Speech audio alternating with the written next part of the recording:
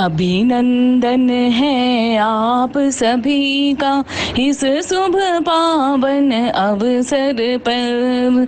अभिनंदन है आप सभी का इस शुभ पावन अवसर पर।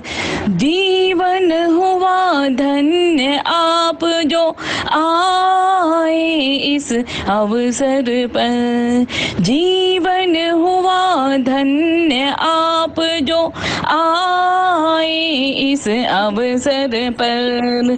अभिनंदन है आप सभी का इस शुभ पावन अवसर पर।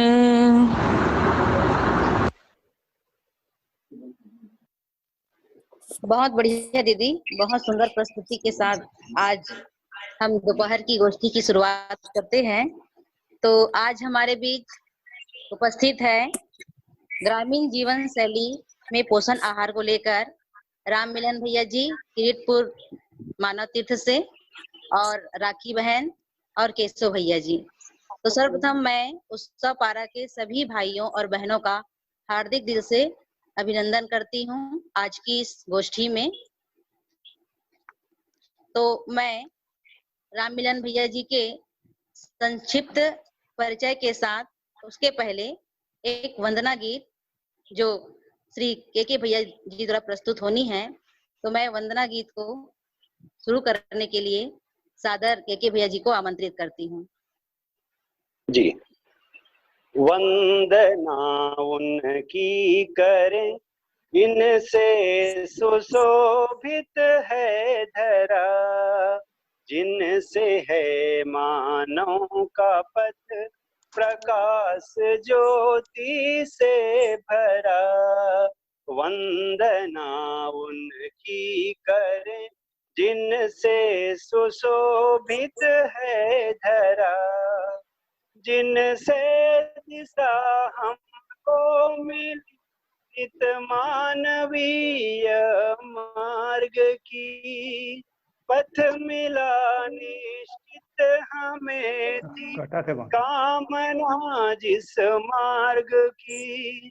कृतज्ञता से सौम्यता की नित्य आई निरंतरा, जिनसे है मानव का पथ प्रकाश ज्योति से भरा।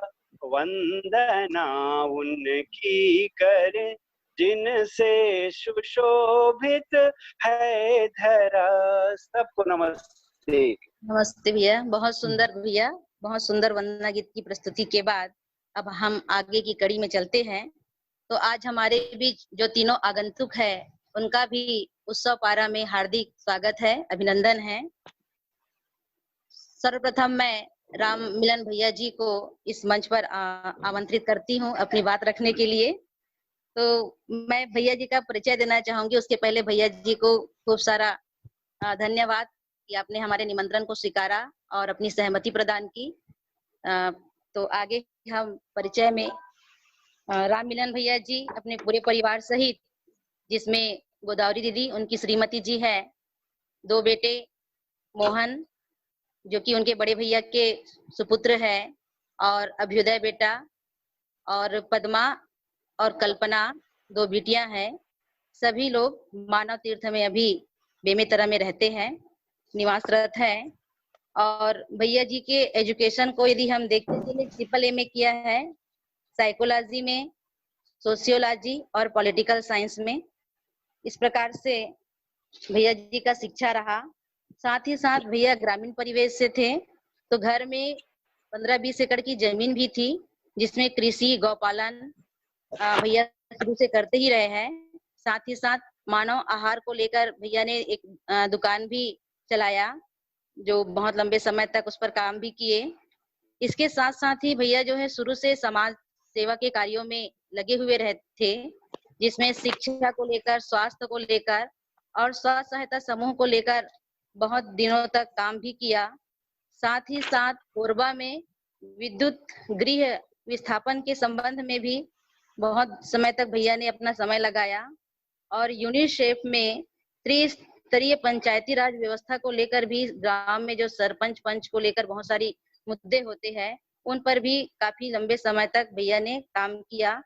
अभी वर्तमान में मानव तीर्थ किरीटपुर में 100 एकड़ की जो जमीन है, उसमें कृषि को लेकर, गौपालन को लेकर और सब्जी उत्पादन को लेकर भैया ने विभिन्न आयामों में काम किया है।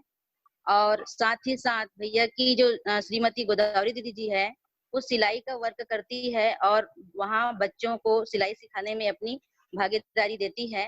इस प्रकार से एक सहज और मिलनसार प्रवृत्ति के साथ भैया से मिलना भी हुआ है, तो उनके स्वभाव में सब चीज देखने को भी मिला।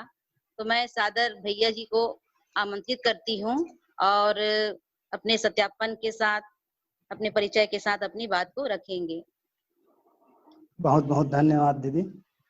मैं राम मिलन आप सबको मेरे तरफ से नमस्ते, हरिहर। आज दीदी ने मेरा परिचय जैसा बताया है उसमें मैं पूर्ण सहमत हूँ। आगे की चर्चा के लिए, जैसा कि ग्रामीण परिवेश और पोषण आहार, ऐसा मेरे को इसमें एक लाइन मिला है, तो ग्रामीण परिवेश की हम चर्चा करेंगे थोड़ी सी, और आहार पे भी चर्चा करेंगे, पोषण पे भी चर्चा करेंगे। तो आज हम इस क्रम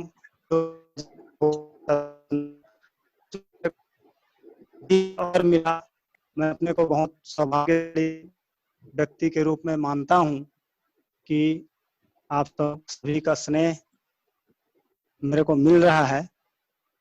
जैसा कि मैं ग्रामीण परिवेश से ही हूं, तो गांव में गांव की व्यवस्था की अगर बात, तो हम देखते हैं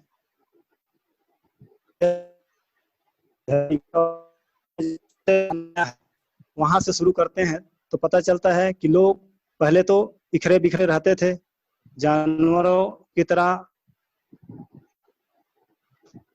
करते थे। थोड़ी जागृति आई तो लोग एक समूह में प्रारंभ किए। फिर एक स्थिति ऐसी आई कि बहुत सारे समूह, 10 परिवार 20 परिवार रह मिलकर एक गांव के रूप में रहना प्रारंभ किए। क्योंकि ग्रामीण प्रवेश में देखें तो जंगल, झाड़ी, नाला, तालाब, ये सारा चीज एक बहुत ही प्राकृतिक स्वरूप दिखाई देता है। और मनुष्य की उत्पत्ति और धरती की उत्पत्ति के शुरुआत से हम देखें तो मनुष्य को हम देखते हैं कि एक सामाजिक और न्यायिक इकाई के रूप में हम देख पाते हैं। तो अपनी सारी आवश्यकताएं, जितनी उसको अपने और अपने परिवार की पूरी आवश्यकता है, चाहे वो शरीर पोषण संरक्षण के लिए हो, चाहे मनुष्य के जो परस्पर जो व्यवहार की बातचीत की बात हो, इस सारा चीज में साथ रहकर सुखी होने की प्रवृत्ति मानव में है ही। एक गांव में व्यवस्था को लेकर देखें तो हमको ये पता चलता है कि अपने परिवार या पूरे ग्राम परिवार के लिए एक निश्चित आवश्यकता होती है और कई प्रकार की आवश्यकताएं होती है।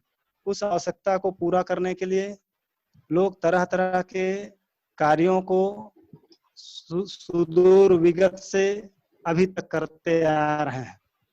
ग्रामीण परिवेश में हम ये भी देखते हैं कि अपनी आवश्यकता की चीजों को गांव में ही उत्पादन करते हैं, और उसमें भी एक व्यक्ति कुछ आवश्यकता की चीजों को उत्पादन करते हैं, कोई दूसरा व्यक्ति दूसरा, तीसरा परिवार तीसरे प्रकार के, ऐसा करके कुल जो आवश्यकता है ग्राम में, वो सारी आवश्यकताओं की चीजों को उत्पादन कार्य से पूरा करते हैं। ऐसा हम अभी तक देखते आ रहे हैं। ऐसा भी गांव हम देखते हैं कि जिसमें नमक और मिट्टी तेल को छोड़कर सभी प्रकार की जो रोज की आवश्यकता की वस्तु है, उसका उत्पादन ग्रामीण किसान पूरा अपने सहकारिता के भाव से, सहयोगिता के भाव से, सहभागिता के भाव से मिलजुल कर पूरे गांव के लोग एक दूसरे के मदद के साथ करते हैं। तो हमने देखा है कि गांव में अगर जितने प्रकार के आवश्यकता है उतने प्रकार के लोग या परिवार रहते हैं, जिसे हम आज जाति के रूप में देखते हैं। यह जाति जो है कर्म के आधार पर बना है, ये हम सबको पता चलता है। जो परिवार उत्पादन के लिए लगे, जो कुछ परिवार सेवा के लिए लगे, कुछ परिवार कुछ वस्तु को निर्माण करने के लिए लगे।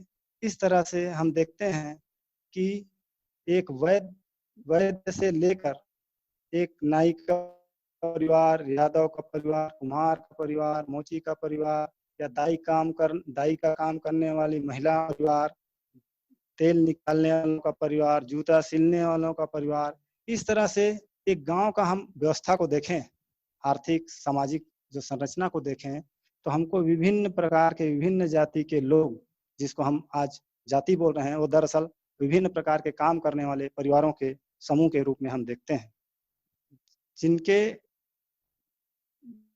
जिनकी जो आवश्यकता है उस आवश्यकता को पूरा करने के लिए ये एक दूसरे की मदद भी करते रहते हैं। एक दूसरे के लिए एक निश्चित दूरी को ही बना के रखते हैं। दूरी को बनाने का मतलब यहाँ जाति से ऊंच नीच का नहीं है, लेकिन पहले इस ऊंच नीच की बात को हमने छुआछूत के रूप में ले लिया। दरअसल आज एक संकट दिखता है कोरोना वायरस का, कि वायरस के संक्रमण से बचने के लिए एक सोशल डिस्टेंस की बात वो ग्रामीण परिवेश में शुरू से रहा है, क्योंकि एक मोची अगर काम करके आता है और एक कोई उत्पादक किसान या कोई दूसरी सेवा करने वाले व्यक्ति आता है और उस आपस में जब मिलते हैं तो एक दूसरे का जो संक्रमण है, बीमारी है, वो ना लग जाए। जैसे आजकल मेला भरता है, बाजार भरता है, तो इसमें क्या होता है कि एक ही जगह एक ही तालाब में लोग स्नान करते हैं भीड़ होने से, तो उस समय एक दूसरे का जो शरीर में जो चाहे त्वचा रोग हो चाहे किसी भी प्रकार के रोग हो, उसके जो कीटाणु है उससे जो है संक्रमित हो जाते हैं, अभी भी देखने को मिलता है।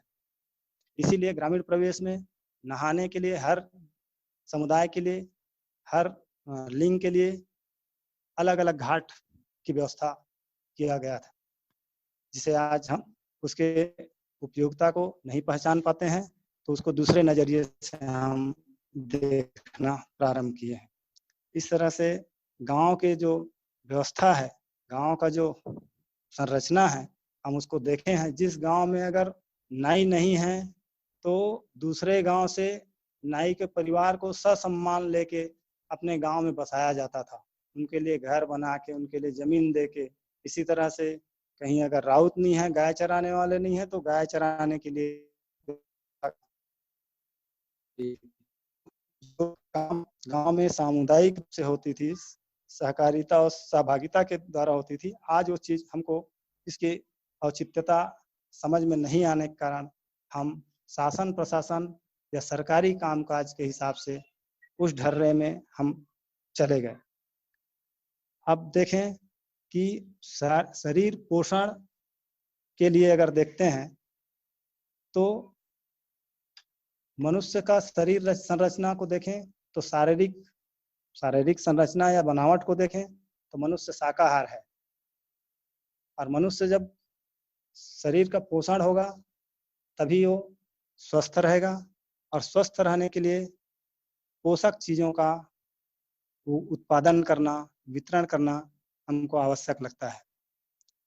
तो शरीर पोषण के लिए वस्तुओं का उत्पादन के लिए विभिन्न जाति, जिसको अभी जाति बोल रहे हैं, कर्म करने वाले लोग गांव में निवास करते ही हैं।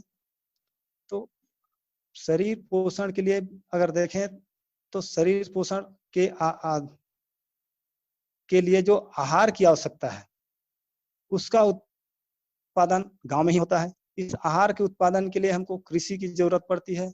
मतलब एक दूसरे से कैसे कनेक्टेड है, शरीर स्वस्थता के लिए पोषण के लिए आहार के लिए कृषि या उत्पादन। इस तरह से देखते हैं कि पोषण सबसे महत्वपूर्ण मुद्दा है शरीर स्वस्थता को बनाए रखने के लिए। तो हमको जो खान पान है उसको हम ये देखें कि जो ऐसा आहार हम चयन करें जो हमको हमारे लिए, हमारे शरीर के लिए पोषक हो, पोषण हो, पाचक हो और निष्कासक हो।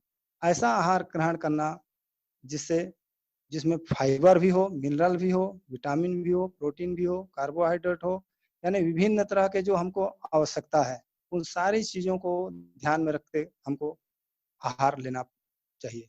अब ये आहार कहाँ से मिलेगा? ग्रामीण परिवेश में हम रहते हैं तो बहुत छोटी छोटी चीजें हैं जो गांव में आज भी हमको देखने को मिलता है। जैसे खून की कमी होने से हम मुनगा भाजी का प्रयोग करते हैं, तो हर एक घर में कम से कम 1-2 पेड़ मुनगा का लगा ही रहता है। 1-2 पेड़, और जैसे कुछ पेड़ है जैसे महुआ का पेड़ है, जिससे बुहार का पेड़ है, बबूल का है। तो ये सारा चीज हमको हमारे शरीर के लिए, पोषण के लिए बहुत जरूरी है। तो ग्रामीण परिवेश में पोषण यहाँ से प्रारंभ होता है कि एक तो रोज उनके आहार में हरी भाजी, चाहे वो बुहार भाजी हो, मुनगा भाजी हो, इमली भाजी हो, इमली का फूल हो, अम्बाड़ी का फूल हो, अमारी का भाजी हो, बुहार का फूल हो, बुहार की भाजी हो, इस तरह से बहुत अनगिनत ऐसे सैकड़ों भाजी हम ग्रामीण परिवेश में खाते हैं, जो पाचक भी होता है, पोषक भी होता है, उसमें फाइबर भी होता है और वो अच्छे से पच के निष्कासक भी होता है। इस तरह से पोषण को हम देख पाते हैं। जहाँ तक ग्रामीण परिवेश में जहाँ जहाँ महुआ का पेड़ होता है तो उसको महुए के जो फूल होता है, महुआ का जो फल होता है, महुए के कच्चे फल की सब्जी बहुत अच्छे से बनता है और महुए के फूल का जो खीर है वो बहुत ही पोषक और स्वास्थ्यवर्धक होता है। इसी तरह से मुनगा की भाजी को, उसका फली को, उसके फूल को हम उपयोग में लाते हैं। हमारे यहाँ महुए के फूल से लड्डू भी बनाया जाता है। ग्रामीण परिवेश में अगर देखें तो उससे सर्दी, खांसी, बुखार इस टाइप का चीज कुछ भी नहीं होता है और शरीर स्वस्थ बना रहता है, मजबूत रहता है। इस तरह से हमने देखा कि शरीर के पोषण के लिए लोगों ने क्या व्यवस्था किया है। उस पोषण को पाने के लिए जैसे अपने दर्शन में अगर देखें तो पोषण को ऐसा देखा गया है कि जीवन जागृति को व्यक्त करने के लिए इंद्रियों को से संपन्न जो मानव शरीर है उसको योग्य रूप में तैयार रहने के लिए पोषण की जरूरत होती है, जिससे हमारा जो जीवन जागृति को व्यक्त करने में स्वस्थ शरीर एक उपयोगी साबित होता है। इस स्वस्थ शरीर को बनाए रखने के लिए जो पोषण है उसको हमने आहार के रूप में देखा है। और आहार को हमने कैसे देखा कि आवश्यकता से अधिक उत्पादन से जो उपयोग से सदुपयोग, सदुपयोग से प्रयोजनशीलता विधियों को स्वीकारा है। उपयोग विधि से परिवार में न्याय और व्यवस्था, और सदुपयोग विधि से समाज में न्याय और व्यवस्था, और प्रयोजनहिता विधि से प्रामाणिकता और जागृति मानव परिवार में, मानव कुल में लोक व्यापीकरण होना सुलभ देखा गया है। इस आहार और पोषण को हम पूरा करने जाते हैं तो इसके लिए कृषि की आवश्यकता होती है, खेती किसानी की आवश्यकता होती है, उत्पादन कार्य की आवश्यकता होती है। इसके लिए उत्पादन कार्य में स्वायत्त होने के उद्देश्य से प्रत्येक परिवार उत्पादन कार्य में भागीदारी का निर्वाह करता हुआ ग्रामीण क्षेत्र में, ग्रामीण परिवेश में दिखाई देता है, जिससे अपने परिवार की आवश्यकता से अधिक का उत्पादन कर पाते हैं। अभी ग्रामीण परिवेश में समृद्धि की बात या समाधान की बात तो अपन नहीं कह पाएंगे, क्योंकि अभी तो संवेदना आधारित जीवन ग्रामीण परिवेश में जिया जा रहा है। अब हमारी माने उपयोगिता यहाँ पे सिद्ध करना है कि ज़्यादातर लोग ग्राम से रहते हैं, ग्रामीण परिवेश में रहते हैं, और लगभग हम सभी लोग ग्रामीण परिवेश से ही जुड़े हुए लोग हैं। तो गांव में जागृति लाने के लिए और जीवन विद्या के आधार पर, दर्शन के आधार पर हमको पोषण को, आहार को, कृषि को बताने के लिए हम स्वयं इस काम में जब तक नहीं लगेंगे तब तक हम दूसरे के लिए प्रेरक नहीं हो सकते। तो जैसा कि मानव तीर्थ में हमने कोशिश किया है कि विभिन्न प्रकार के जो हमारे परिवारगत हमारे सभी लोगों के लिए जो आवश्यकता है, चाहे पोषण के लिए हो या स्वास्थ्य संबंधी ज़रूरतें हो, वो सारा चीज़ हमने एक प्रयोग के तौर पे यहाँ करना प्रारंभ किया है। और इसमें हम ये नहीं कह रहे हैं कि हम सारा चीज़ और सही और विपुल मात्रा में कर पा रहे हैं। हम अभी पिछले साल 2 साल से हम कोशिश कर रहे हैं कि हम कैसे एक मॉडल के रूप में इस चीज़ को बता सकें। इसलिए हम क्रमाभ्यास, व्यवहाराभ्यास और शास्त्राभ्यास तीनों को रखकर, केंद्र में रखकर हमने अभी काम प्रारंभ किया है और कोशिश है कि इन तीनों में हम पारंगत हो जाएं। इसके लिए हमने अभी जो उत्पादन कार्य में जो चीज़ों का हमने उत्पादन कर पाया है, लगभग 40 प्रकार के चीज़ों का हमने उत्पादन किया है मसाले के रूप में, और कम से कम 20 से 25 प्रकार की हमारे पास सब्जियों का है, और 40-50 प्रकार की सब्जी जिसमें टमाटर, मिर्ची ऐसा सब मिला के 40-50 प्रकार की सब्जियां होती है। और धान में भी हमने देखा है कि मोटा पतला धान, जौ, गेहूं, ज्वार, ऐसा हमने उसको भी प्रारंभ किया है। साथ ही फलदार में हमारे पास अमरूद और उसके साथ साथ और विभिन्न प्रकार के फलदार पौधे हैं। केला का हमने 3-4 एकड़ में केला का पौधा लगा लिया है। इसी तरह से हमने गौ पालन में भी काम शुरू किया है। गौ पालन में हम उसका दाना जो है उसका पोषण का भी ध्यान रखते हैं, तो दाना की व्यवस्था हम अपने खेती से ही उपार्जित करके करते हैं, क्योंकि जो बाहर से जहाँ दाना लिया जाता है उसमें अनुपात सही नहीं रहता, शुद्धता नहीं होती, तो गाय को अगर ऐसे चीज़ों को खिलाते हैं तो उसका जो पोषण है वो भी बिगड़ता है। इसलिए हमने, और गाय के से हम दूध हम पीते हैं तो कुछ न कुछ मात्रा में दूध से हमको हमारे शरीर तक पहुंच जाता है। इस तरह से उस चीज़ों को भी बचने के लिए और हम अपने में स्वायत्त होने के लिए पशु आहार पे भी काम किया है और मानव आहार पे भी काम किया है। अभी हम पूरी तरह से सफल हैं ऐसा नहीं कह सकते। विभिन्न तरह की, जैसे मैंने कहा कि 20-25 प्रकार की भाजी तो हम ऐसा ट्रकों में नहीं उगा रहे हैं अभी।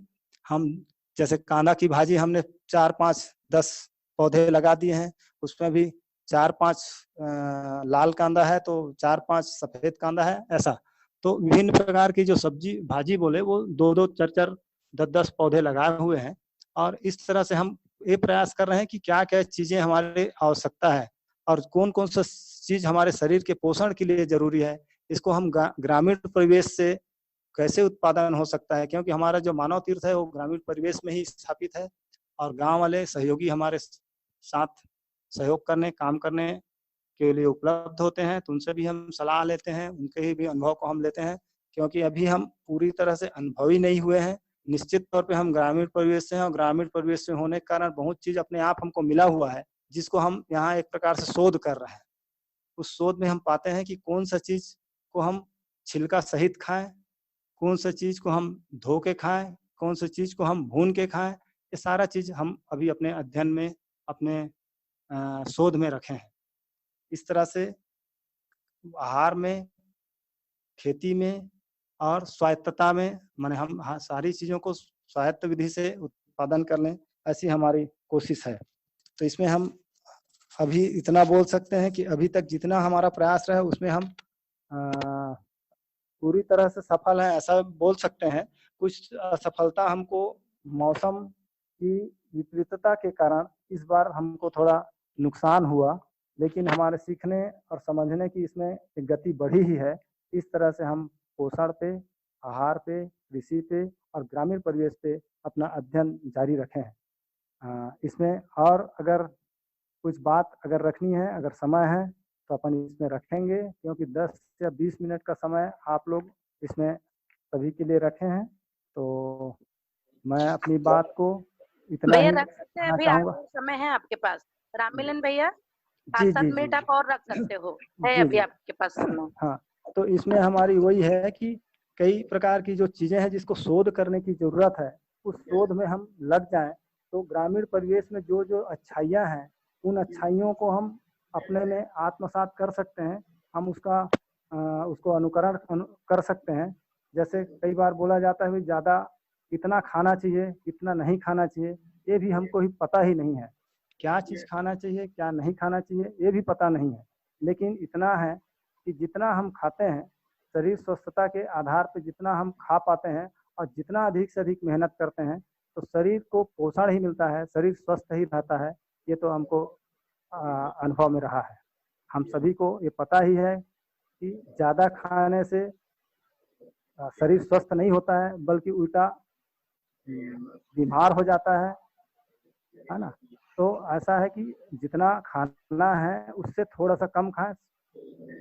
कई प्रकार की चीज़ ऐसे हैं जिसको कोई किस मौसम में खाना है, किस मौसम में नहीं खाना है, ये भी हमारे लिए सोच का विषय है। हम जब आज ऐसा हो गया है कि किसी भी सीजन में कोई भी सब्जी, कोई भी फल, कोई भी अनाज हमको उपलब्ध हो जा रहा है, वो भी हरा, ताज़ा, तुरंत का।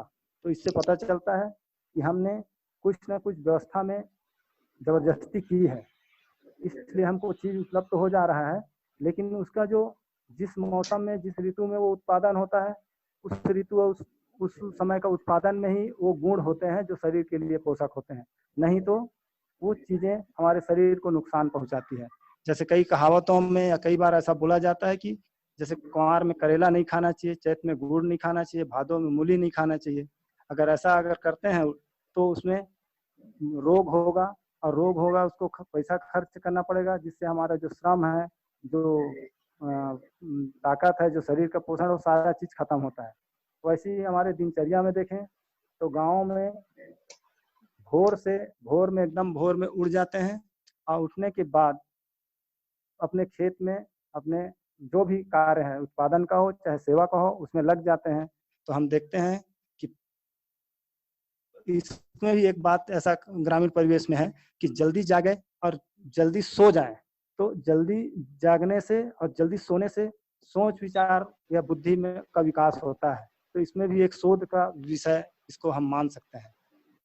इसी तरह से जिस समय में जो चीज़ करना चाहिए, जैसे जिस समय भूख लगी उस समय खाना खाना चाहिए, जिस समय शरीर से श्रम करना चाहिए उसमें बिल्कुल श्रम करना चाहिए, जिस समय शरीर थक गया उस समय नींद आ गई उस समय सो जाना चाहिए। ऐसा जो प्राकृतिक रूप से जो उसको पालन करना ही चाहिए। अगर हम देखें तो शरीर पोषण के लिए जो जो चीज़ों की आवश्यकता है वो सारी वस्तुएं गांव में ही तैयार कैसे हो सकता है, इसके लिए भी हमको सोचना चाहिए। और आवश्यकता से अधिक उत्पादन और उपभोग कम का हमको बिल्कुल प्रयास करना चाहिए। इससे हमारे समृद्धि में बढ़ोतरी होगी। जागृत मानव शरीर के लिए जो ग्रहण करने योग्य जो सार वस्तु है उसको ही पहचानने की आवश्यकता है।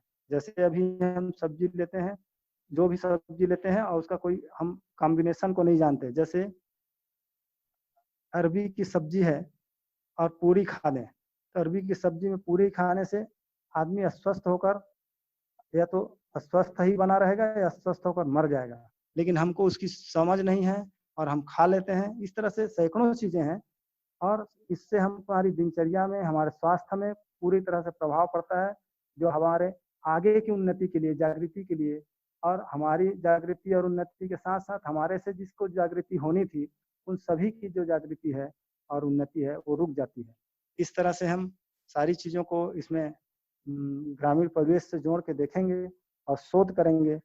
जैसा एक छोटा सा और इसमें मैं ऐड करना चाहता हूँ कि हम गांव में अभी भी देखते हैं कि अपने आसपास को या अपने घर आंगन को शुद्ध रखने के लिए तुलसी का पौधा चौरे में लगाया जाता है ना। और बाड़ी में और कुछ ऐसा पौधा लगाते हैं जिससे फलदार वृक्ष है, नीम का पेड़ है, जिससे उसके छाया जो मिलता है वो शरीर के जो स्वास्थ्य को बढ़ाता है, या जो विरोधी या विपरीत परिस्थिति में जो कीटाणु उत्पन्न होते हैं उसको नीम के पौधे लगा देने से और तुलसी के पौधे लगा देने से हमारे स्वास्थ्य में बढ़ोतरी होती है और कहना चाहिए शुद्ध हवा, शुद्ध ऑक्सीजन की प्राप्ति होती है। तो हमको एक प्रकार से किचन गार्डन वाला जो थ्योरी है उसको हमको रखना ही पड़ेगा।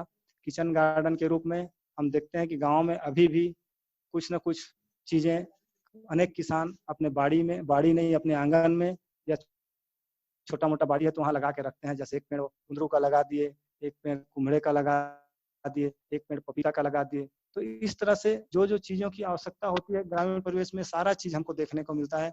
हम सिर्फ इस चीज को थोड़ा सा कैसे संतुलन बना के रख सकें, कैसे हम इसको व्यवस्थित सोच समझ सकें और कैसे इसको हम अपने उत्सव पारा जैसे जगह में एक परिवार के हिसाब से, 10 परिवार के हिसाब से, हर परिवार के हिसाब से उसको कैसे हम डिजाइन कर सकें, ये भी मेरा एक सुझाव रहेगा और उसको भी हम कर सकते हैं।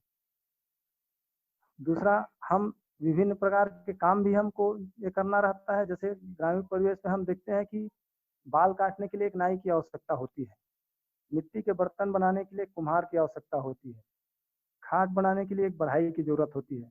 तो हम आज जाति में ना बट के हम मानव जाति के रूप में हैं और मानव जाति के लिए जो जो चीज़ों की आवश्यकता है वो हम ही पूरा करेंगे। इस हिसाब से हमको हर हुनर या जितने प्रकार की हमें आवश्यकता है वो सभी हुनर हम सभी परिवार को या सभी को, अलग अलग परिवार है तो अलग अलग एक एक को अपनी विशेष उसमें हुनर को रखना पड़ेगा। एक को 2 भी रख सकते हैं, 4 भी रख सकते हैं। इस तरह से हम स्वायत्त होने की तरफ बढ़ सकते हैं। तो ये हमारे लिए गांव में अभी रहने वाले जो ग्रामीण जन हैं या युवा जो पढ़े लिखे आ रहे हैं उनके लिए एक मॉडल के रूप में हो सकता है कि ग्रामीण परिवेश में रहना सबसे सही है, सबसे अच्छा है। ऐसा मेरे को मैं देख पाता हूँ।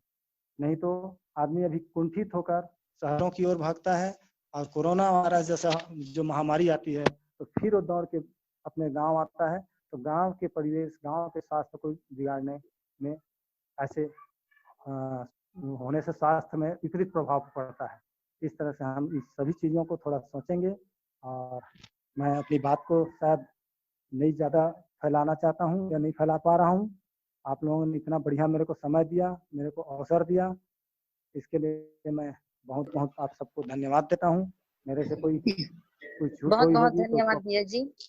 आपने बहुत सुंदर तरीके से ग्रामीण जीवन शैली में पोषण आहार कैसे हो इस पर ध्यान आकर्षण कराया कि दर्शन के अनुसार कि जीवन जागृति को व्यक्त करने के लिए शरीर स्वस्थता कितनी आवश्यक है, जिसमें मानव मूलतः शाकाहार है, इस पर ध्यान आकर्षण कराया।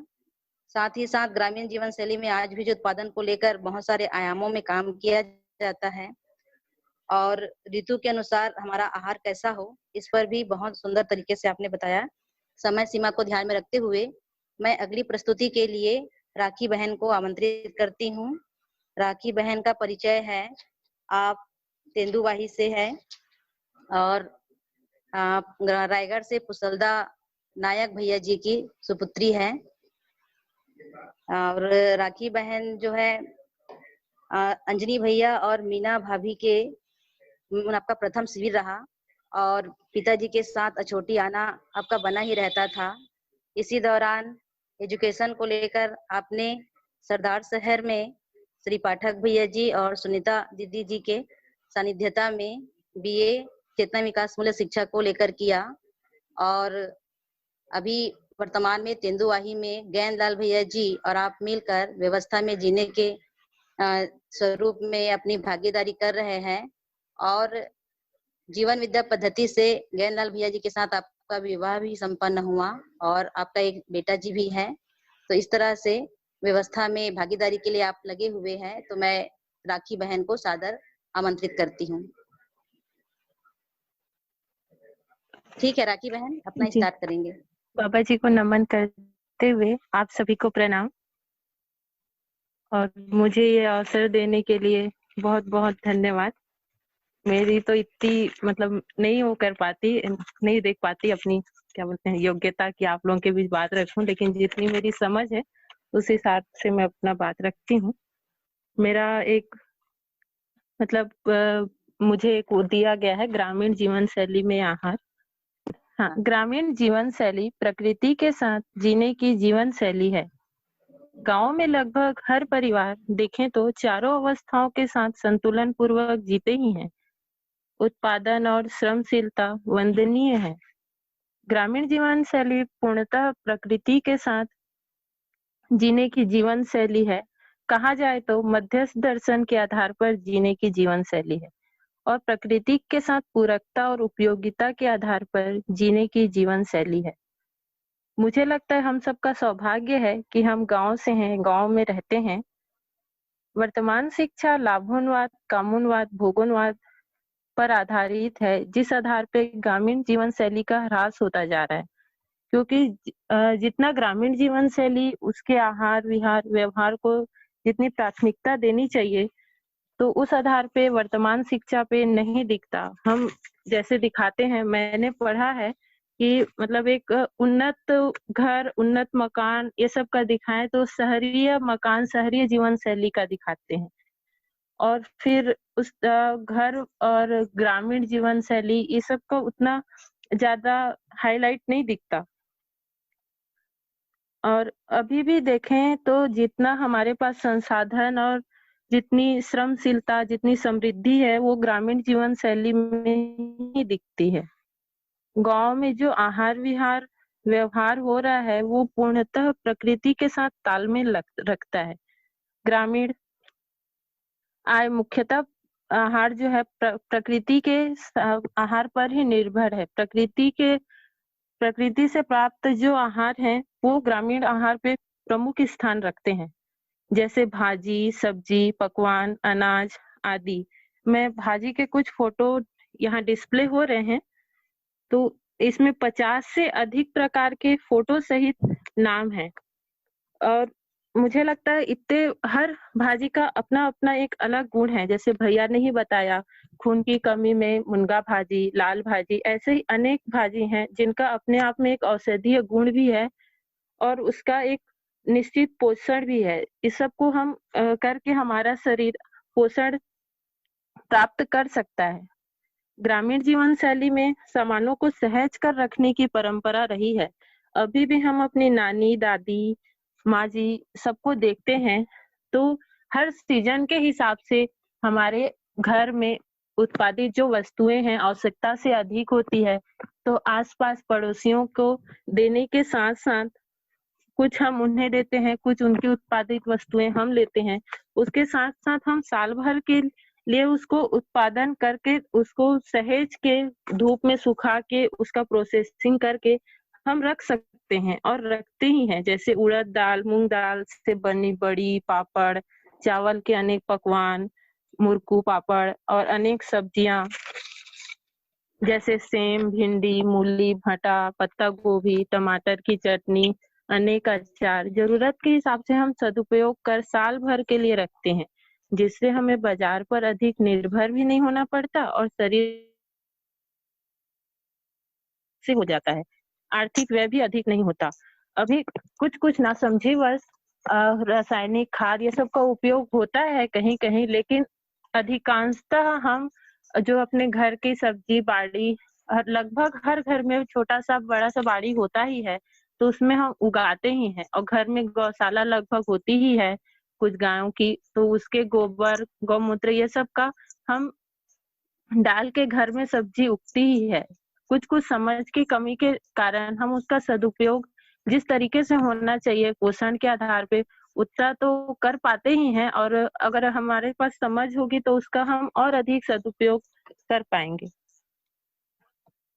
और आर्थिक व्यय भी अधिक नहीं होता और मौसमी सब्जियां, मौसमी फल हमें आसानी से उपलब्ध हो जाती हैं। और मौसमी फल, मौसमी सब्जियां ही हमारे शरीर के लिए मतलब सहायक होती हैं। और बाबा जी भी कहते थे कि स्थानीय सब्जी, स्थानीय फल है, वो जिस क्षेत्र में पाई जाती है उस क्षेत्र के लिए बहुत अच्छी होती है। स्थानीय फल, स्थानीय सब्जी जिस क्षेत्र में, जिस वहाँ के लोगों के लिए बहुत उपयोगी होती है, उसके शरीर पोषण के लिए बहुत सहायक होती है। और पोषण शब्द आता है तो सबसे पहला ध्यान तो मानसिक पोषण पर ही जाता है। समझ की कमी के कारण हमारा ध्यान हमारी गांव पे जो समृद्धि है उस पे नहीं जा पाता था, लेकिन हम जैसे जैसे शरीर और जीवन को देखते हैं, उसके अंतर, उसकी आवश्यकताओं पे जैसे जैसे हमारा ध्यान जाता है, तो हमारे जीवन की आवश्यकताओं और शरीर की आवश्यकताओं पर ध्यान जाने से, शरीर जीवन की सही सही ज्ञान होने से शरीर का जो समझ वो आता ही है। हम कैसे हमारा शरीर स्वस्थ होगा, तो वो हमको सही समझ होने से हम सही आहार, सही विहार, सही व्यवहार कर पाते हैं। और हमको शरीर के जीवन की सही समझ नहीं हो पाने से हम अनेक बीमारियों से ग्रस्त होते हैं। इसका प्रमुख कारण मुझे लगता है हमारी दिनचर्या और आहार संबंधी सही ज्ञान नहीं हो पाता है। जीवन और शरीर का सही ज्ञान नहीं हो पाता है, आवश्यकताओं का सही ज्ञान नहीं हो पाता है, तो हम अनेक बीमारियों से ग्रसित होते हैं। मानसिक पोषण, सही आहार, सही विहार, सही व्यवहार, आहार विहार व्यवहार का ज्ञान ही, आहार विहार व्यवहार ही मानव का व्यक्तित्व है और उसकी सुंदरता है। इसी के आधार पे मानसिक पोषण होता है। मानसिक पोषण चेतना विकास मूल्य शिक्षा से ही संभव है, क्योंकि चेतना विकास मूल्य शिक्षा जीवन और शरीर के सदुपयोग, जीवन और शरीर के अंतर, जीवन और शरीर की आवश्यकताएं, ये सब का सही मूल्यांकन कर पाती है। तो उसके आधार पे हमारा मानसिक पोषण संभव है। हम बहुत अधिक शरीर पे ध्यान देकर मन को छोड़ देते हैं और बहुत अधिक मन को ध्यान देकर शरीर के पोषण को छोड़ देते हैं। तो इसका सही संतुलन चेतना विकास मूल्य शिक्षा से ही संभव है। और स्वस्थ जीवन शैली और आहार की शुरुआत पालकों से ही होगी, परिवारों से ही होगी। हमारा आहार कैसा है, हम किस आहार पे अधिक रुचि लेते हैं और बच्चों को बचपन से कैसा आहार दे रहे हैं, ये हमारे बच्चे देख देख के ही सीखते हैं। हम उनको कैसा वातावरण उपलब्ध करा पा रहे हैं, ये बच्चे देखकर सीखते हैं। जब हम प्रकृति के साथ श्रम करके कोई वस्तु उत्पादित करते हैं, उसको बढ़ते फलते देखते हैं, तो एक अलग ही खुशी महसूस होती है। हम जहाँ भी हैं वहां से शुरुआत कर सकते हैं। जैसे अगर हम अभी शहर में हैं तो हम अपने छत पे कुछ गमलों में कुछ भाजियां, कुछ सब्जियां लगा ही सकते हैं। बच्चों को माहौल उपलब्ध कराने हेतु उनको गांव का भ्रमण भी करा सकते हैं, अनेक संस्थानों का भ्रमण करा सकते हैं जहां इस तरह से उत्पादन किया जा रहा है, उत्पादित वस्तुएं मतलब बन रही हैं। तो उसको वैसे देखने से बच्चों को अपने आहार पर भी ध्यान जाएगा।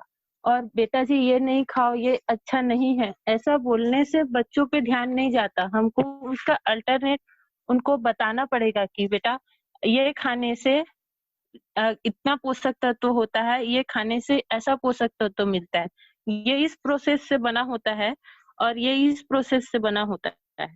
इसका हम उनको उदाहरण देंगे तो उनका सटीक आहार पे ध्यान जाता है, ऐसा मुझे लगता है।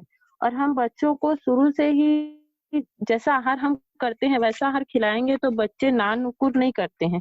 ऐसा मैं बेटा जी के साथ हम लोगों ने मतलब किया है। जब वो छोटे थे तो उनकी डॉक्टर बोली थी कि आप उनको जो खिलाते हैं वो खिलाइए। जब उन्होंने खाना सीखा, भले ही मसल के कम मात्रा में खिलाइए, लेकिन जो घर में बनता है वो खिलाइए। तो अभी वो हर चीज खा पाते हैं, ऐसा देखने को मिलता है। और गांव में आज भी अनेक बीमारियों को लड़ने की जो क्षमता है वो अनेक औषधीय प्लांट, औषधीय सब्जी, औषधीय आहार ये सब से मिलती ही है। अभी भी जो गांव में हम बैगा जिसको बोलते हैं या वैद्य बोलते हैं, वो अनेक औषधीय पौधों को इकट्ठा करके रखते ही हैं। उनका जब जरूरत होता है तो स्थानीय लोग उनसे प्राप्त करते हैं या स्थानीय लोगों को उनकी अनेक जानकारी होती ही है। जैसे अगर हमारा मतलब खांसी हो रहा है तो हरड़ है, और अगर हमको मतलब गर्मी में ज्यादा गर्मी का एहसास हो रहा है या हम धूप से आए हैं या हमको अगर हमारा पेट साफ करना है या हमको ठंडा को करना है तो बेल है। ऐसे अनेक सारे औषधीय जो है वो गांव में मिलते हैं और उनका सही हम सदुपयोग कर पाते हैं। खेतों के आसपास, जंगलों, नदी नालों के आसपास उगी अनेक औषधियों को हम सहज कर रखते हैं। उसका सही ज्ञान अभी भी जैसे काटने जाते हैं घास वगैरह गांव में, तो कट जाने से एक जो घास आता है संजीवनी, उसको लगाते हैं तो तुरंत खून रुक जाता है। तो उसका अंदरूनी भी उसका जूस असर करता है उसका बाहरी भी कटाव असर करता है। तो हमको सही सही औषधियों का ज्ञान होने से हमारे आसपास ही वो सब उपलब्ध हैं, और हमको उतना हम उसमें इंटरेस्ट नहीं ले पाया, या हमको वैसा माहौल नहीं मिल पाया, तो हम उन्हें उतना महत्व नहीं दे पाए। तो अभी भी हम अपनी जीवन शैली, या हम जैसे आज का वातावरण, अभी आज का जो माहौल है उसको देखें तो अभी सब लोग गांव में ही रहना चाह रहे हैं, या जो बाहर हैं वो गांव ही वापस आ रहे हैं या आना चाह रहे हैं। तो ये क्यों है कि हमें यहाँ सहजता से आहार संबंधी जो वस्तुएं हैं या हमारे दिनचर्या है वो बहुत सहज हो जाती है। यहाँ विशेषता को ज्यादा महत्व नहीं दिया जाता, ऐसा लगता है गांव में। तो हम जितना सहज हो पाते हैं उतना हम उस जगह में हमको शांति मिलती है, और हमारी जितनी पूरकता हो पाती है, जहाँ हम पूरक हो पाते हैं वहाँ शांति मिलती है। तो ये अभी गांव में दिखता ही है, और अभी भी गांव की जो समृद्धि है वो अभी भी बची हुई है, बस अज्ञानतावश हम उपेक्षित है। तो जैसे जैसे हम उनसे जुड़ेंगे, उनकी उपयोगिता सदुपयोगिता हमको समझ में आते जाएगी, तो जाहिर सी बात है किसी भी वस्तु की उपयोगिता समझ में आती है तो उसके प्रति हमारा नजरिया, उसके प्रति हमारा वो अलग ही बढ़ता है। तो हम जैसे जैसे वस्तुओं को, वहाँ के आहार विहार व्यवहार को समझेंगे, उसकी सदुपयोगिता, उसकी उपयोगिता देखेंगे, तो हमको उसकी उपयोगिता समझ में आएगी। जैसे हम अभी गांव में जो अंगाकार रोटी बनती है उसकी जगह पिज्जा ने ले ली, तो ऐसा क्यों हुआ? क्योंकि हमने उसको उतना महत्व नहीं दे पाया। हमको बच्चों को हम बाजार से ज्यादा कनेक्ट कर लिए। तो ये बहुत सारे उदाहरण हैं। तो अभी भी हमारी पाठ्य पुस्तक में गांव की समृद्धि को जगह देकर बच्चों को गांव से जोड़ ही सकते हैं। आज भी बहुत ही जरूरी लगता है। अभी के माहौल में ये तो बहुत ही ज्यादा जरूरी हो गया है, और सही समझ के साथ गांव में लौटना ही जरूरी है। अगर लेकिन सही समझ नहीं होने से हम अभाव में परेशानी तो आती ही है। अगर हम पहले तो समझ जरूरी है, समझ सही होगा तो गांव में जितनी वस्तुएं हैं उसका हम सदुपयोग कर पाएंगे, और अगर नहीं होगा तो फिर वही परेशानी होगी जो बाहर होती है, शहरों में होती है। तो वैसे ही है, सबसे पहले तो समझ जरूरी है, और समझ चेतना विकास मूल्य शिक्षा से ही संभव है। तो समझ के साथ साथ हम अपने आहार विहार और व्यवहार का सही सही ज्ञान आकलन कर सकते हैं और उसको ठीक कर सकते हैं। तो ग्रामीण जीवन शैली में हम प्रमुखतः देखें तो यहाँ का आहार, यहाँ का व्यवहार और श्रमशीलता अपनाने योग्य है। हम जैसे जैसे गांव से जुड़ते हैं तो हम समझ के आधार पर उस तरह से हमको अगर श्रम का बहुत नहीं है तो हम धीरे धीरे श्रम के आधार पर यहाँ उत्पादन कर अच्छी वस्तुएं अच्छा उत्पादन कर सकते हैं, जिससे आधार जैसे सांकरी में उत्पादन करने से आसपास के जो लोग हैं, अगर अभी जो बाहरी वातावरण के प्रभाव में जो कीटनाशक ये सब उपयोग कर रहे हैं, तो हम उनको उत्पादन करके दिखाएंगे तो उनकी जो भरोसा है वो बढ़ेगा। क्योंकि आज से कुछ साल पहले तो बिल्कुल ये सब का मतलब प्रचलन ही नहीं था, सारे ऑर्गेनिक ही होते थे। तो उनको वो अभी भी ज्ञान है, लेकिन वो बाजार के प्रभाव पूर्वक ऐसा करते हैं। और अभी भी बहुत सारी चीजें, जैसे अभी मैं गांव में ही हूँ, मैं के गांव है, तो अभी भी बहुत सारी चीजें यहाँ मतलब ऑर्गेनिक उपलब्ध ही है, बस हमको उसका सामान आना चाहिए। तो यही है, अभी हम श्रम करके बहुत सारी चीजों को अपने जीवन शैली में ला ही सकते हैं। ठीक है, नमस्ते। बहुत बढ़िया दीदी, आपने ग्रामीण जीवन शैली में किस तरह के पोषण आहार हो इस पर बहुत अच्छे से प्रस्तुति रखा। अब अगली कड़ी में मैं केशव भैया जी को आमंत्रित करती हूँ और उनका परिचय देने के लिए मैं श्री कृष्ण कुमार भैया जी को निवेदन करती हूँ। हाँ दीदी, धन्यवाद। तो केशव भैया को जो आज के टॉपिक है ना वो स्थानीय परंपरा में शुभकामनाएं हैं। तो केशव भैया आपका बहुत बहुत स्वागत है। और जब स्थानीय परंपरा की बात करें तो गीत संगीत के बिना साहू जी अधूरा लगता है ना। तो मुझे लगता है गीत से शुरुआत किया जाए, फिर आपका परिचय दूंगा मैं जो है। बिल्कुल। ठीक है साहू जी, चलिए। जी सर। चल संगी जुर मिल कामा बोजी करम खुल गए, पत्थरामा पानी वो गिराबो, माटी मा सोना वो उपजाबो। चल संगी जुर मिल कामा बोजी करम खुल गए, पत्थरामा पानी वो गिराबो, माटी मा सोना वो उपजाबो। गंगरल बांधन पैरिल बांधन, हसदुल देहन रोक, हसदुल देहन रोक मोरे भाई।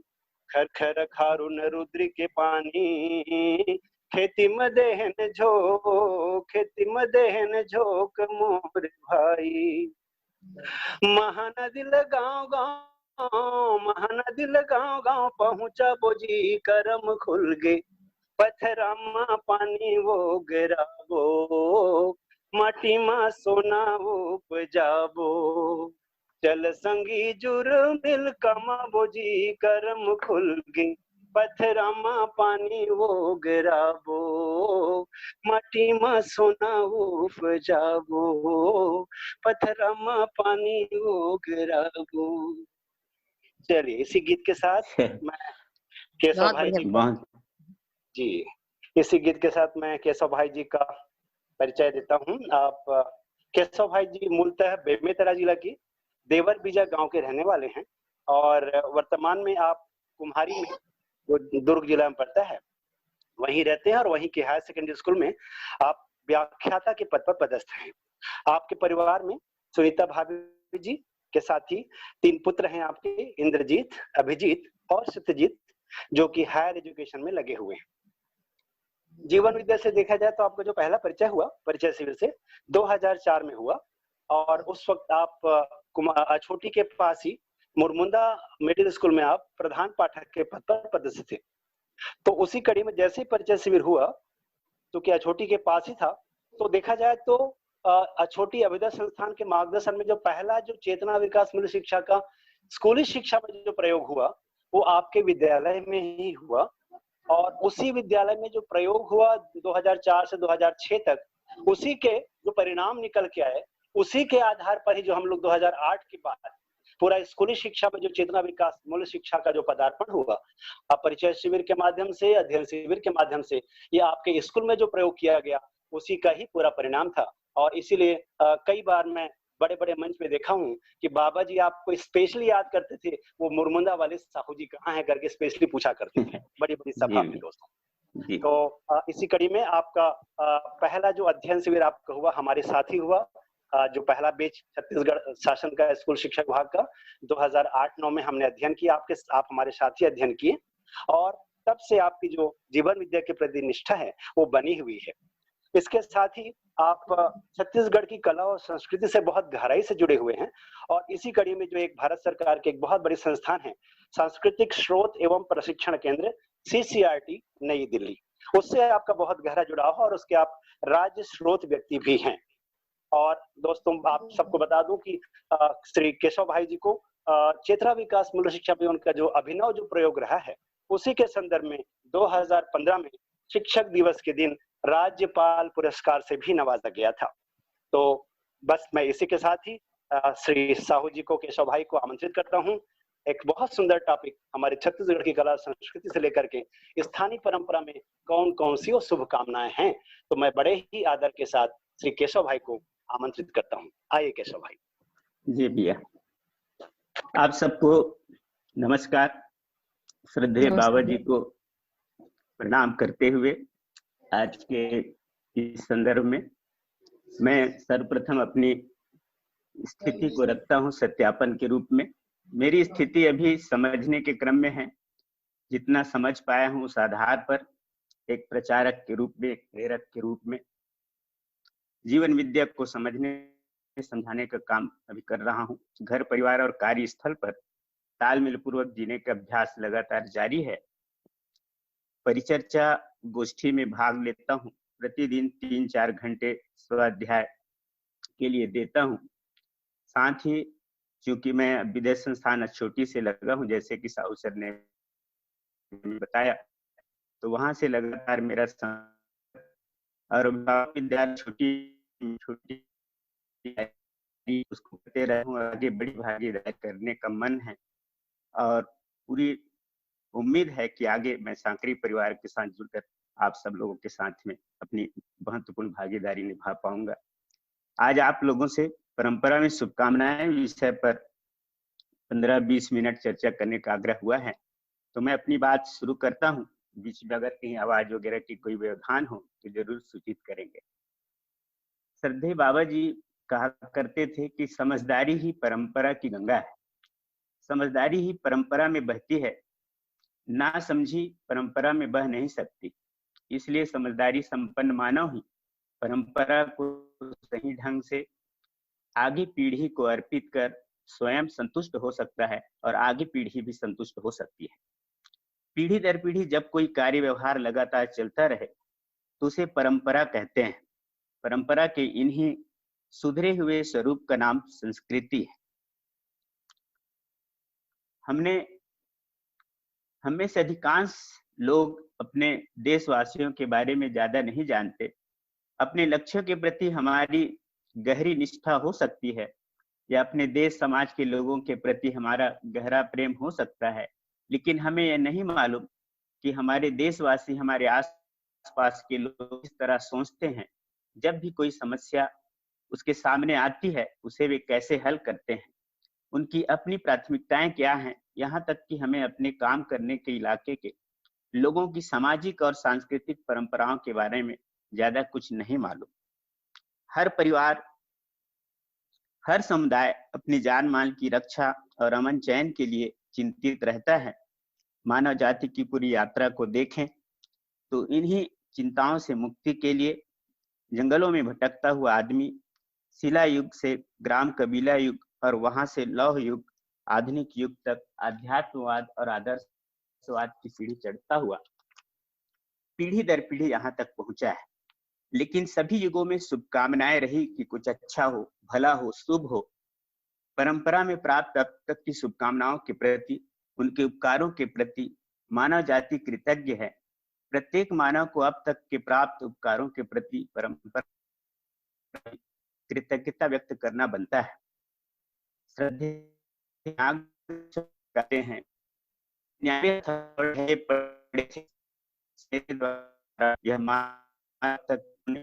फल है। परंपरा ने हमें आशीर्वाद दिया, बंधन से मुक्त हो, मोक्ष की प्राप्ति हो, स्वर्ग मिले, अजर अमर रहे, पांव में कांटा न गड़े, दूधो नहाओ, पूतो फलो, सुखी रहो, यशस्वी बनो। मगर इसके लिए रास्ते परंपरा में सार्वभौम सर्वसुलभ नहीं बना। यह पीड़ा, यह कमी रह गई। आज इसको पूरा करने के आशीर्वाद देने की आवश्यकता है। तो चलिए, हमें हमारे पूर्वजों ने क्या शुभकामनाएं दिए, आशीर्वाद दिए, क्या क्या रास्ते बताए जिसमें चलकर हम यहाँ तक पहुंचे, उसकी समालोचनात्मक समीक्षा करने की आवश्यकता है और उन शुभकामनाओं के अंश को स्वीकार करते हुए समझदारी पूर्वक भय और भ्रम से मुक्ति पाने के लिए परंपरा से प्राप्त इन आशीर्वाद को देखते हैं। परंपरा में हमको जो पहला आशीर्वाद मिला वो है पारिवारिक जीवन की परंपरा। व्यवस्था बनी है, एक सूत्र है, आप सबको पता है, व्यवस्था है, व्यवस्था को पहचानना है और व्यवस्था में जीना है, कोई नई व्यवस्था नहीं बनानी। प्राचीन भारत के पारिवारिक जीवन पर दृष्टि डालने से मालूम होता है कि प्राचीन भारतीयों ने पारिवारिक व सामाजिक विकास के अंतर्गत नैसर्गिक तत्वों को भली भांति समझकर पारिवारिक जीवन को विकसित किया था। प्राचीन भारत में मानव जीवन के सच्चे उद्देश्यों को समझकर ही पारिवारिक जीवन को व्यवस्थित किया गया था। व्यक्ति को समाज का आवश्यक अंग समझा जाता था। प्रत्येक परिवार समाज का एक घटक समझा जाता था। परिवार के महत्व को समाज व उसके संचालक अच्छी तरह जानते थे। इसीलिए समाज में गृहपति का अर्थात परिवार के मुखिया का स्थान बहुत महत्वपूर्ण था। आइए अब विस्तार से देखते हैं कि परिवार परंपरा द्वारा हमें शुभकामनाओं के रूप में क्या क्या मिला। तो पहला जो शुभकामना मिला है वो 3 ऋण कृतज्ञता को पूरा करने हेतु। प्राचीन भारत के सुसंस्कृत व्यक्तियों के मन पर पहले से ही ये भाव अंकित कर दिए जाते थे कि पैदा होते ही उन पर कितना उत्तरदायित्व आ जाता है। वे स्वतंत्र व निश्रृंखल नहीं है। उन्हें अपने जीवन में 3 प्रकार के ऋण चुकाने पड़ते थे। पहला जो पितृ ऋण है वो पारिवारिक जिम्मेदारी के भाव को पूरा करने के लिए सुशिक्षित संस्कारित भाव से जीवन यापन कर वंश संतान और पति द्वारा पितृ ऋण से मुक्ति लिए होता था। दूसरा ऋषि ऋण जो सामाजिक जिम्मेदारी पूरा करने जिम्मेदारी को करने के लिए। इसी तरह से परिवार में पंच महायज्ञ की चर्चा परंपरा में थी। पहला ब्रह्म यज्ञ, दूसरा पितृ यज्ञ, देव यज्ञ, भूत यज्ञ और नृयज्ञ। ब्रह्म यज्ञ के अंतर्गत अध्ययन अध्यापन ज्ञान अर्जन की बात थी। पितृ यज्ञ के अंतर्गत तर्पण सेवा भाव, देव यज्ञ के अंतर्गत होम अग्निहोत्र यज्ञ पूजन और भूत यज्ञ के अंतर्गत जीवन यापन की वस्तुओं का महत्व था। जैसे इसमें एक महत्वपूर्ण बात बताई गई है कि जो भोजन बना हो उसको भोजन की और कृमि के निमित्त अर्पण करना। इसके पीछे परंपरा यह रही कि प्रत्येक गृहस्थ को प्राणी मात्र के प्रति अपने कर्तव्य संस्कार का शिशु के जन्म के पूर्व गर्भाधान, पुंसवन, सीमानोन्नयन, ये 3 संस्कार बताए गए। शिशु के जन्म के उपरांत जात कर्म, नामकरण, निष्क्रमण, अन्नप्राशन, चूड़ाकर्म, कर्णभेद, उपनयन, वेदारंभ, समावर्तन, विवाह, वानप्रस्थ, संन्यास और अंत्येष्टि। इस तरह इस 16 संस्कारों के माध्यम से मानव के शरीर और जीवन की पूरी तैयारी, पूरी ट्रेनिंग की परंपरा आशीर्वाद के रूप में हमारे समक्ष पूर्वजों ने हमको सौंप के गए। परिवार में यम, नियम और प्राणायाम की एक परंपरा भी हमको दिखती है। प्राचीन भारत में पारिवारिक जीवन में 10 यम, 10 नियम और कुछ प्राणायाम की चर्चा हुई है, जिसके अंतर्गत 10 यम के अंतर्गत हम देखें तो ब्रह्मचर्य, दया, क्षमा, ध्यान, सत्य, नम्रता, अहिंसा, चोरी का त्याग, मधुर स्वभाव, इंद्रिय दमन, इसकी चर्चा होती है। इसी तरह से 10 नियम के अंतर्गत स्नान, मौन, उपवास, यज्ञ, स्वाध्याय, गुरु सेवा, शौच, अक्रोध और अपमाद की चर्चा। आगे हम परिवार की परंपरा को हम परिवारों में देखते हैं, जिसके अंतर्गत 3 पीढ़ियों का साथ साथ रहना, समाज और समृद्धि में सहायक, संबंधों की पहचान स्थली और मूल्यों की प्रयोगशाला के रूप में हम संयुक्त परिवार को देखते हैं। संयुक्त परिवार के मर्म को ऋग्वेद ने इस प्रकार समझाया है कि मनुष्यों को एक साथ चलना चाहिए, एक साथ बोलना चाहिए और एक दूसरे के मन को अच्छी तरह समझना चाहिए। इस प्रकार प्राचीन भारत के पारिवारिक जीवन के महत्व और उसकी विशेषताओं को समझा जा सकता है। यह पारिवारिक जीवन ऊंचे ऊंचे आदर्शों की आदर्शशिला पर खड़ा था। वे आदर्श ऐसे थे जिनके मानव जाति ही नहीं अपितु प्राणी मात्र कल्याण हो सकता था। उपरोक्त वर्णन में पंच महायज्ञ, यम, नियम, 3 ऋण आदि पारिवारिक शौक के महामंत्र थे। आज भी इनके अपनाए जाने पर गृहस्थ आश्रम का सच्चा सुख प्राप्त हो सकता है। 16 संस्कारों की वैज्ञानिकता और आवश्यकता किसी से छिपी नहीं है। ऐसे ही पारिवारिक जीवन के कारण प्राचीन भारत स्वर्ग स्थल कहलाता था। सामाजिक जीवन की परंपरा भी हम अपने इतिहास में देखते हैं। प्राचीन भारतीय परंपरा पर दृष्टि डालने से पता चलता है कि पारिवारिक जीवन के समाज सामाजिक जीवन भी नैसर्गिक और वैज्ञानिक सिद्धांतों पर आधारित था, विकसित था। वर्ण व्यवस्था कर्म मूलक थी। ब्राह्मण, क्षत्रिय, वैश्य, शूद्र, इस प्रकार समाज में जो 4 वर्ण की व्यवस्था थी परंपरा में, वह समाजशास्त्र के मूल तत्वों पर विकसित हुई थी। वर्ण विभाजन जन्म से कोई संबंध नहीं था। वर्ण का कसौटी कर्तव्य कर्म थे। भोजन, विवाह आदि के लिए कोई रुकावट नहीं थी। प्राचीन भारत ने वर्ण व्यवस्था की परंपरा को अच्छी तरह समझा था। कोई ऐसा प्राचीन ग्रंथ नहीं जिसमें इनके गीत न गाए गए हों। वैदिक काल से लेकर महाभारत काल तक समाज ने इन व्यवस्था को समझाया, अपनाया था। छत्तीसगढ़ के गांव में हम देखते हैं 12 प्रकार की जातियों का उल्लेख होता है। अभी मेरे पूर्व वक्ता आदरणीय राम मिलन भाई जी ने इसकी विस्तार से अभी वर्णन किए हैं। ये 12 प्रकार की जो जातियों का उल्लेख जो हुआ है, हम ग्रामीण परंपरा में उसको पौनी पसारी व्यवस्था के रूप में देखते हैं, जिसके अंतर्गत राव, नाव, धोबी, मोची, कुम्हार, लोहार, ऐसे 10-12 जो जाति हैं जो गांव में मिलजुल कर ये लोग ग्रामीण अर्थव्यवस्था में एक सहयोगी और एक के ऊपर ये पूरे आश्रित रहते थे। और ये जो सेवादार लोग हैं वो किसान के जो किसानी से संबंधित कार्य है उसको मिलजुल करके करते थे। इसी क्रम में हम अपनी परंपरा में एक आश्रम व्यवस्था की चर्चा सुने हैं, आप सब इससे अच्छे से परिचित हो।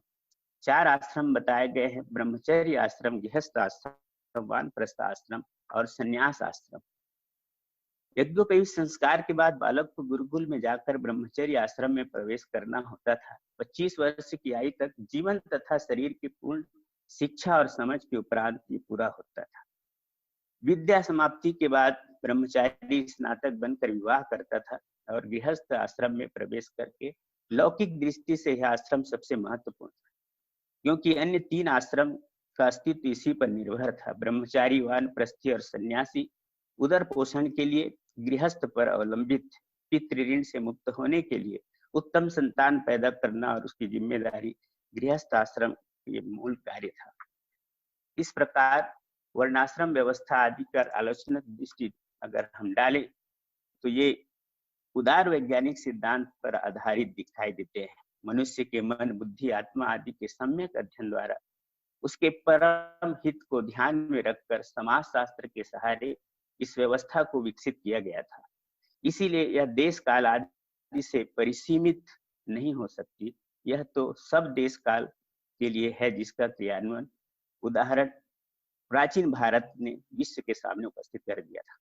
सामाजिक व्यवस्था की उदारता की परंपरा हमको दिखाई देती है। प्राचीन भारत के सामाजिक रीति रिवाज का विचार करने से पता चलता है कि तत्कालीन सामाजिक व्यवस्था पर बहुत ही उदार थी। आजकल के समान कुंठित मनोवृत्ति के समाज में प्रवेश नहीं हुआ था। इस उदार वृत्ति का पता विवाह, नियोग आदि सामाजिक प्रथाओं से चलता है। प्राचीन भारत में खान पान आदि पर कोई प्रतिबंध नहीं था। चारों वर्ण एक दूसरे के हाथ का भोजन कर सकते थे। 8 प्रकार के विवाह, 12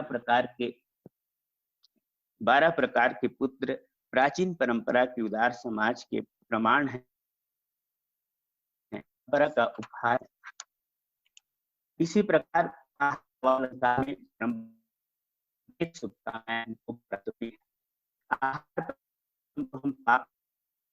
देख पाते हैं हमारे पूर्वज क्या खाना है, कब खाना है, क्यों खाना है, कितना खाना है, किसमें खाना है, किसमें बनाना है, किसमें रखना है, कब तक रखना है, इन सब का भली भांति ज्ञान रखते थे। इससे उनका आहार नियंत्रित था, उत्पादन नियंत्रित था, विनिमय व्यापार नियंत्रित था। फलस्वरूप स्वावलंबी, मितव्ययी और वस्तुओं के उपयोग सदुपयोग का प्रयोजन स्पष्ट था। हमारे परंपरा में वर्ष भर के 4 ऋतुओं में 12 महीनों में 7 दिनों में सुबह, दोपहर, शाम, सर्दी, गर्मी, बरसात में क्या खाना है क्या नहीं, इसकी एक समृद्ध परंपरा हमारे पास थी, या कहते हैं अभी भी है। परंपरा ने न केवल आहार पर बल्कि औषधि का एक खजाना आयुर्वेद और प्राकृतिक चिकित्सा के रूप में हमें वरदान स्वरूप दिया है। हम विकास के दौड़ में तथा कथित व्यस्त जीवन में फटाफट लाभ देने वाली दर्द निवारक अंग्रेजी दवा के चक्कर में सब भूल गए हैं। कुदरत की व्यवस्था देखते हैं तो पता चलता है जो रोग जहां पैदा हो रहा है उसके इलाज की औषधि पेड़ पौधे, जड़ी बूटी, घास फूस, फल फूल, बीज पत्ती, जड़ तना के रूप में सब आस पास ही मिलेगा। आहार और औषधि की इन वस्तुओं को कैसे लंबे समय तक रखें, किस प्रकार के बर्तन, बोरी, टोकरी में रखें कि ये खराब ना हो, इसका गुण भी खत्म ना हो, इसकी पूरी परंपरा थी। मेरे पूर्व वक्ताओं ने इस पर विशेष रूप से भी बात रखी है। तभी तो हमारे दादी नानी को 2-3 साल का अचार को 5 साल तक, घी गुड़ को 1-2 साल तक, दाल चावल को कैसे रखते थे, इसकी परंपरा वे सीखे थे। किस बर्तन में क्या खाना बनाना है, किस बर्तन में कौन सा खाना खाना है, क्या नहीं खाना, इसका ज्ञान प्राय सभी गृहस्थ को था, जो इस बात का प्रमाण है कि उन्हें स्वास्थ्य संयम का पूरा पता था। शरीर के बारे में तो वे परफेक्ट थे ही। आज देख लीजिए जितने सुविधा संपन्न हैं उतने लापरवाह हमको दिखाई देते हैं।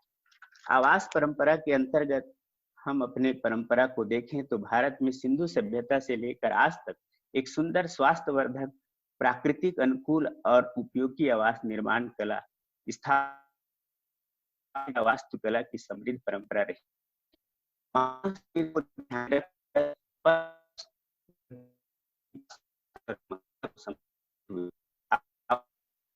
हाँ, मानव शरीर को ध्यान में रख करके हमारे आवास निर्माण की एक विशेष परंपरा थी, जिसमें स्थानीय परंपरा और उपलब्ध सामग्रियों को आवास निर्माण में ही विशेष ध्यान देते थे।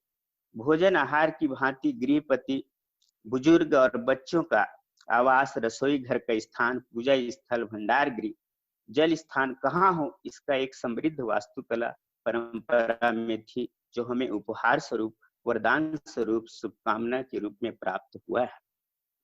अलंकार परंपरा में हम देखें तो हमारी समृद्ध परंपरा में वस्त्र, आभूषण, चरण पादुका, साज श्रृंगार का एक समृद्ध परंपरा दिखाई देती। किस दिन कौन से रंग का वस्त्र पहनना है और क्यों पहनना है, बच्चे, ब्रह्मचारी, गृहस्थ और बड़े बूढ़ों को कौन कौन से रंग के वस्त्र पहनना है, इसकी एक वैज्ञानिक परंपरा हमारे पास उपलब्ध थी। स्त्री पुरुष दोनों ही आभूषण पहनते थे। किस उम्र में, किस अंग में किस धातु के आभूषण पहनना है, उसकी एक परंपरा हमें दिखती है। सोने के आभूषण को कमर से ऊपर अंग में और चांदी के आभूषण को शरीर अर्थात कमर के नीचे के अंग में धारण करने का वैज्ञानिक परंपरा ज्ञान पूर्वजों को था। एक्यूप्रेशर और एक्यूपंक्चर चिकित्सा पद्धति द्वारा कान नाक में छेद और हाथों में गोदना जैसी परंपरा उम्र विशेष में शरीर स्वस्थता को ध्यान में रखकर की गई थी।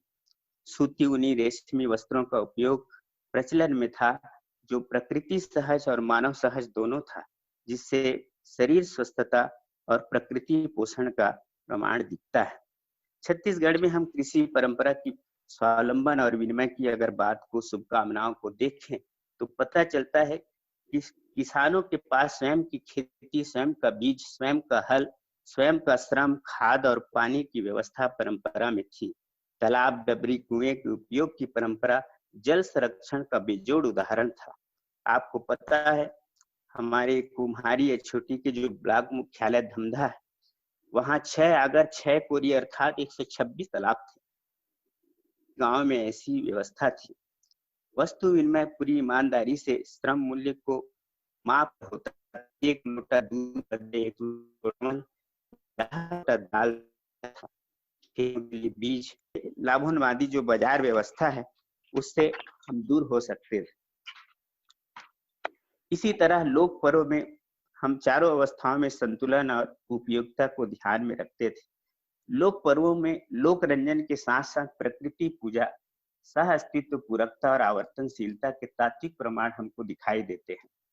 हमारे आसपास के लोक पर्व जैसे अक्षय तृतीया, हरेली, रक्षाबंधन, तीजा पोरा, जमारा, भोजली, नवरात्र, होली, दीपावली, गोवर्धन पूजा जैसे पर्व मानव और प्रकृति के बीच सह अस्तित्व को बताते हैं, ताकि परंपरा में आवर्तनशीलता और पूरकता, उपयोगिता बनी रहे। आप सबको छत्तीसगढ़ की हल षष्ठी के पर्व के बारे में पता होगा। इस पर्व में उन सभी उपेक्षित पेड़ पौधे, अन्न, पशु की महत्ता को बताया गया है, जो प्रकृति में मौजूद तो है पर हमारे ज्यादा काम के नहीं है, लेकिन विषम परिस्थिति में उपयोगी हो सकते हैं। अतः उसको पहचानना और उपयोग करना सबको आना चाहिए, ताकि समय पड़ने पर विपत्ति में इसका उपयोग हो सके। ऐसी मूल भावना के साथ इन परंपराओं में हमारे आसपास के तमाम पेड़ पौधों की जड़ी बूटियों का उपयोग हमारे 30 त्योहारों में, पर्वों में उसकी उपयोगिता को बताया गया था। इस प्रकार छत्तीसगढ़ की लोक परंपराओं में, लोक नृत्य में, गीत में, संगीत में, नाट्य और लोक विधाओं में, मूर्तिकला, चित्रकला में हम अपनी परंपरा को विस्तार से देख पाते हैं। इनकी परंपरा का बृहद स्रोत है। इनको हम ढेरों आशीष और शुभकामनाओं के रूप में प्राप्त कर सकते हैं। इस प्रकार हम अपनी परंपरा में जो उपहार के रूप में हमको ये जो जीवन शैली, जीवन जीने के तरीके प्राप्त हुए हैं, उसको अगर समझदारी पूर्वक देखें तो बहुत कुछ आज भी हम उनसे सीख सकते हैं और समझदारी के साथ आने वाली पीढ़ी को उसको सौंप सकते हैं। आप सबने मेरी बात सुनी, इसके लिए पुनः एक बार साकरी उत्सव परिवार धन्यवाद के साथ मैं अपनी बात को यही समाप्त करता हूँ। बहुत बहुत धन्यवाद साहू जी, बहुत बहुत धन्यवाद। सभी भाईजियों को और दीदीजियों को मेरा नमस्कार। और राम मिलन भाई जी और राखी बेटा जी, केशवराम भाई जी का भी बहुत बहुत धन्यवाद। बहुत अच्छी प्रस्तुति रखी भैया ने।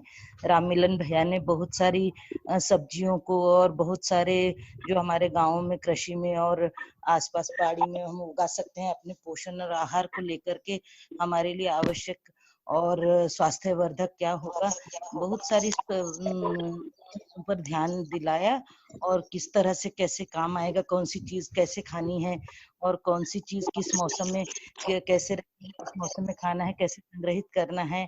मैं कुछ थोड़ा सुन भी नहीं पाई थी क्योंकि बार बार आवाज कट रही थी, तो कुछ ऐसा रखा। राखी बेटा जी ने भी बहुत सारी भाजियों के बारे में और बहुत सारी वस्तुओं के बारे में बताया कि संग्रहित कैसे करते हैं हम, कम व्यय के साथ में कैसे अपने उपलब्ध चीजों का संरक्षण कर सकते हैं, तो बहुत दिनों तक उसका उपयोग कर सकते हैं। साल भर के लिए बड़ी पापड़ के रूप में मुर्कू को जिसके बहुत दिनों तक इस्तेमाल कर सकते हैं। और बाड़ी में ही फल सब्जी और कई तरह का हमारे उपयोग में आने योग्य भाजी मतलब बहुत सारा के संबंधित उगा सकते हैं। ज्यादा न बोलते हुए फीडबैक के लिए भाईजियों दीदीजियों को आमंत्रित करती हूँ कि वो समय का ध्यान रखते हुए अपना अपना फीडबैक दें। मेरी भी पूरी हो जाएगी क्वेरी और ध्यान भी चला जाएगा सभी का। और आगे आइए अपने अपने फीडबैक के लिए दीदी और भाई जी सब स्वयं स्फूर्त व्यक्त कीजिए।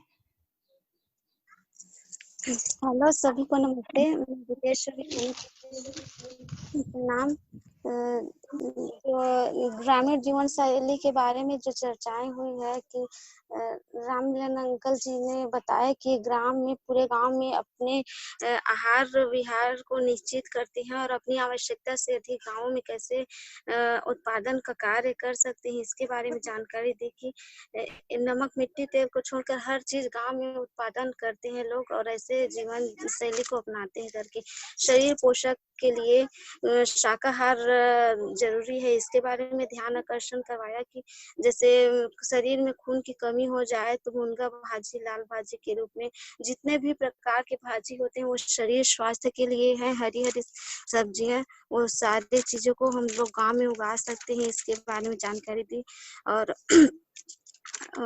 दीदी जी राखी दीदी जी बताई कि गांव में स्थानीय फल जो होते हैं वो गांव जो जिस स्थान में जो लोग रहते हैं उनके हिसाब से वो फल रहता है तो उनको बहुत फायदा पहुंचाता है और हमारी आवश्यकता की समझ होने से सही आहार विहार को हम निश्चित करके उनका सदुपयोग कर सकते हैं।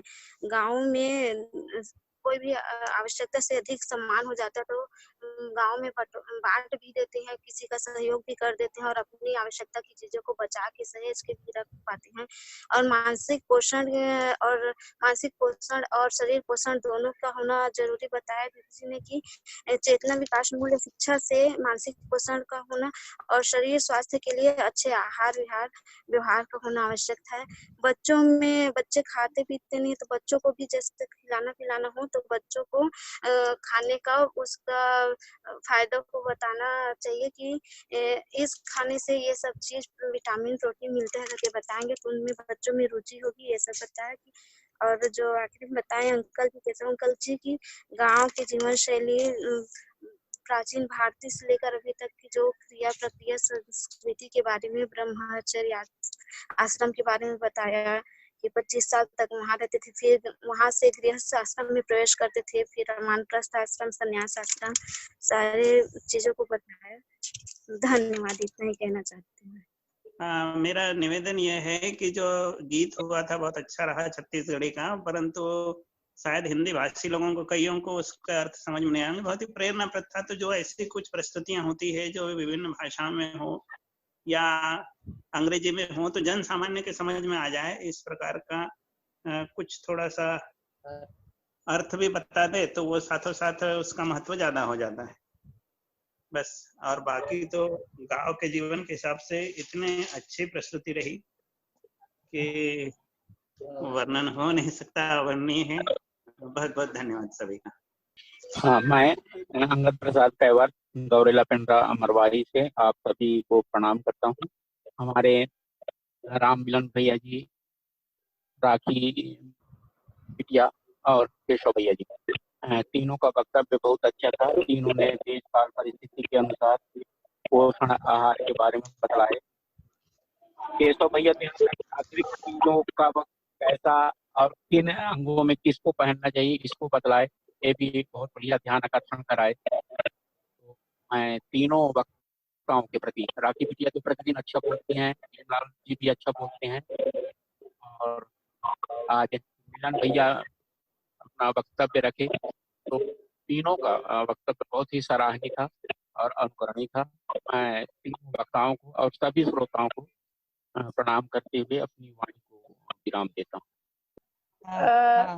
मैं रायपुर से गौरी, और सभी भाइयों, दोनों भाइयों ने और दीदी ने बहुत ही सुंदर प्रस्तुति रखी, जिसमें राम मिलन भाई जी ने एक एक चीज की क्या क्या वो प्रयोग कर रहे हैं, क्या क्या कर सकते हैं, कितने तरह की भाजियां, वो सारी चीजें बहुत सुंदर, पूरे ग्रामीण व्यवस्था कैसी एक दूसरे के पूरक थे प्रत्येक वहाँ व्यक्ति, उसका सुंदर चित्रण कराए। और दूसरी बात जो राखी बेटा जी ने जो रखी, बहुत सारी चीजें कि कितनी सारी चीजें हमारे परिवार में, अपने बाड़ी में, अपने आसपास ही औषधि के रूप में उपलब्ध है, तो वो तो आप सब सुने ही हैं।